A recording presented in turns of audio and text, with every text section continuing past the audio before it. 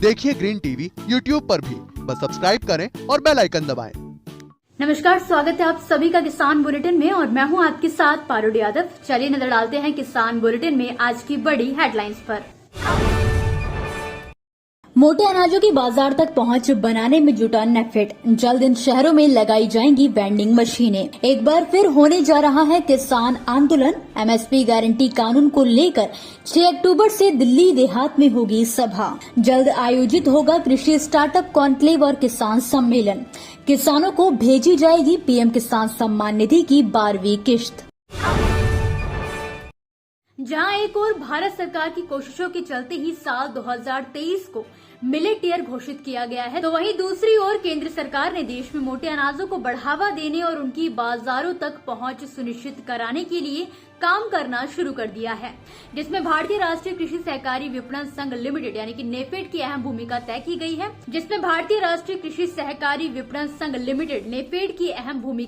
गई है। इसे लेकर हाल ही में नेफेड और कृषि एवं किसान कल्याण मंत्रालय के बीच एक समझौता भी किया गया है। इस समझौते के तहत इंटरनेशनल ईयर ऑफ मिलेट्स की पहल को ध्यान में रखते हुए नेफेड और कृषि मंत्रालय मोटे अनाज आधारित उत्पादों के प्रचार और विपणन के लिए मिलकर काम करेंगे। इसी कड़ी में दिल्ली एनसीआर में मोटे अनाज आधारित वेंडिंग मशीनों की स्थापना भी की जाएगी। वहीं दोनों संस्थानों पूरे देश में अधिकतम मूल्य निर्माण और मोटे अनाज आधारित उत्पादों के लिए समर्थन, संगठित प्रचार, बाजार और प्रभावी बाजार संबंध स्थापित करेंगे। जबकि करार के तहत कृषि और किसान कल्याण विभाग और नेफेड कुछ प्रमुख क्षेत्रों जैसे कि मूल्य संवर्धित मोटे अनाज आधारित उत्पादों के निर्माताओं, प्रोसेसरों को परामर्श सहायता उपलब्ध कराना, Indian institute of millets research के पैनल में शामिल स्टार्टअप समेत अन्य स्टार्टअप्स की ऑन बोर्डिंग, विशेष रूप से मोटे अनाज आधारित उत्पादों की एक श्रृंखला विकसित करने के लिए एफपीओ का गठन, नेफेड बाजार भंडारण विपणन करना और मोटे अनाज आधारित वस्तुओं पर ध्यान केंद्रित करने में सहयोग और सहायता प्रदान करेंगे। किसान आंदोलन को स्थगित किए जाने के बाद एक बार फिर केंद्र सरकार और किसान आमने सामने होने जा रहे हैं। दरअसल किसानों द्वारा एक बार फिर से एमएसपी गारंटी कानून को लेकर सरकार का विरोध करने का ऐलान किया गया है। जानकारों की माने तो किसान संगठन एमएसपी गारंटी किसान मोर्चा ने अपनी तैयारियां पूरी कर ली हैं, जिसके तहत इस बार किसान आंदोलन की रूपरेखा दिल्ली देहात के मंच से तैयार की जाएगी। इसके लिए 6 से 8 अक्टूबर तक एमएसपी गारंटी किसान मोर्चा ने दिल्ली देहात स्थित पंजाब खोड़ गांव में एक सभा के आयोजन करने की घोषणा की है। इस सभा में 28 राज्यों से किसानों के पहुंचने की उम्मीद की जा रही है, जिनकी अनुमानित संख्या 3000 निर्धारित की गई है। इससे पहले सभा को लेकर मोर्चे ने अपनी मांगों के साथ देश भर में एक जागरूकता यात्रा की थी, जिसके बाद इस सभा का आयोजन किया जा रहा है। एमएसपी गारंटी किसान मोर्चा का गठन 22 मार्च 2022 को हुआ था। इस मोर्चे में लगभग 200 किसान संगठन हैं, जो कि लंबे समय से किसानों के लिए काम कर रहे हैं। मोर्चे की तरफ से मिली जानकारी के अनुसार 6 अक्टूबर से शुरू हो रहे इस अधिवेशन में एमएसपी गारंटी कानून की मांग को मनवाने को लेकर आगामी आंदोलन समेत अन्य कार्यक्रमों की रणनीति तय होगी। जल्द ही DANDFW कृषि और किसान कल्याण मंत्रालय द्वारा एग्री स्टार्टअप कॉन्क्लेव और किसान सम्मेलन का आयोजन किया जाने वाला है, जिसका उद्घाटन प्रधानमंत्री नरेंद्र मोदी द्वारा पूसा मेला ग्राउंड नई दिल्ली में किया जाएगा। इस आयोजन की परिकल्पना किसानों को समर्थन देने के लिए कृषि और संबंधित क्षेत्रों में स्टार्टअप के लिए एक संवाद बनाने और राष्ट्रीय स्तर पर नवाचारों में तेजी लाने के लिए भी की गई है।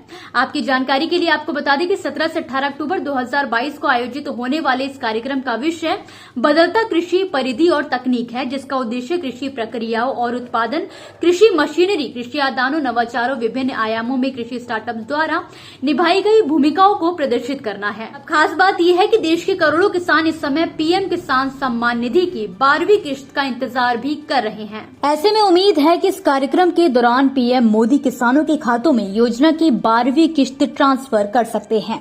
जानकारी के लिए आपको बता दें कि इस कार्यक्रम के आयोजन में दूसरे दिन एक तकनीकी सत्र होगा, जो स्टार्टअप को अपने सामने स्टार्टअप से सीखने और अद्भुत किसानों को साझा करने का अवसर प्रदान करेगा।